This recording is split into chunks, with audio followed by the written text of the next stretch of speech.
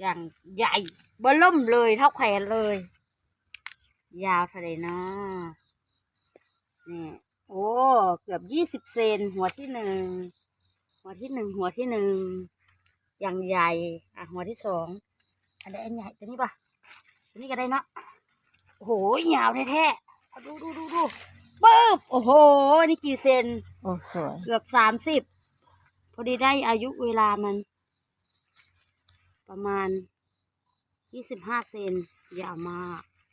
เกือบ1 ไม้บรรทัดเอาจังหัวนั่นบ่หัวนั่นหรือหัวนี้หัวนี้เนาะ ก็ได้ เอาเนี่ยโอ้โห